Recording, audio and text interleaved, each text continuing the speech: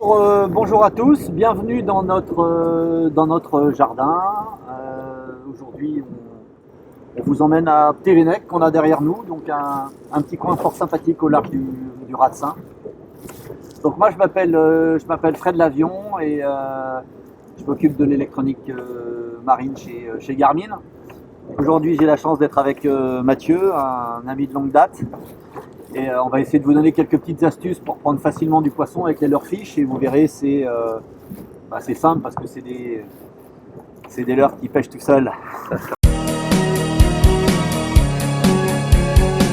Vous avez une minute?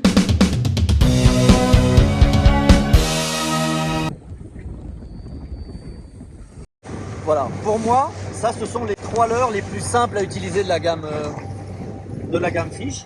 C'est le Black Minnow, le Crazy Paddle Tail et le Black Kill. Moi j'utilise les agrafes fiche, tout simplement. Non mais c'est bête, mais quand on achète des agrafes dans le commerce, il y a des agrafes qui ont tendance à s'ouvrir. Il y a des agrafes aussi qui sont peut-être pas de super qualité, et une fois que tu les as ouvertes 3-4 fois, elles se cassent. Et il n'y a rien de pire que de perdre un poisson parce que son agrafe s'est ouverte. Et en bas de ligne, donc fluorocarbone, donc invisible dans l'eau. Et c'est des diamètres qui sont plus épais parce que la résistance n'est pas la même. Ça reste toujours bien rigide. Et l'intérêt, c'est que ça va glisser dans la gueule du poisson, ça va glisser sur les algues, sur les reliefs. Ça va être plus épais, plus résistant et transparent. Donc on met ça en bas de ligne. Généralement, tu mets 1m50, ça suffit. Il y a une règle à respecter, c'est que la puissance de la tresse soit toujours légèrement plus forte que la puissance du fluorocarbone. C'est pas élastique du tout. C'est super résistant, c'est très sensible, c'est très fin, ça te permet de lancer à des super distances et d'avoir des sensations quand tu pêches. Si on avait du nylon, le nylon est élastique. Si tu as une grande ligne en nylon, tu sens à peine les touches, quoi. Alors que là, c'est comme ça te conduit la sensation. Quand ça tire dessus sur la ligne, tu le sens tout de suite dans la canne.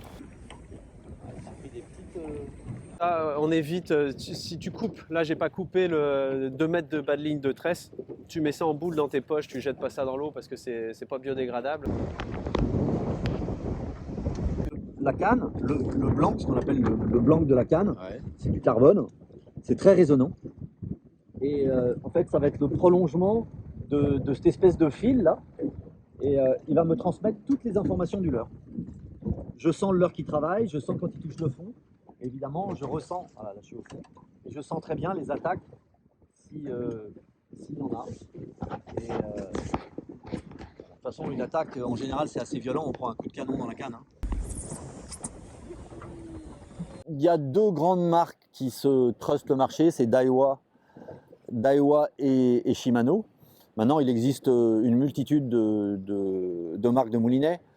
Mais globalement, entre Daiwa et Shimano, c'est 80% du marché. En fonction du type de pêche, on a ce qu'on appelle un ratio, c'est-à-dire par tour de manivelle, combien de fils, combien de tresses on va pouvoir ramener par tour de manivelle.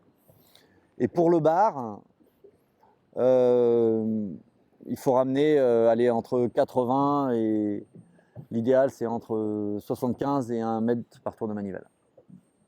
Bah écoutez, donc là on a mis en place les différents leurres sur les cannes et on va vous emmener aller pêcher.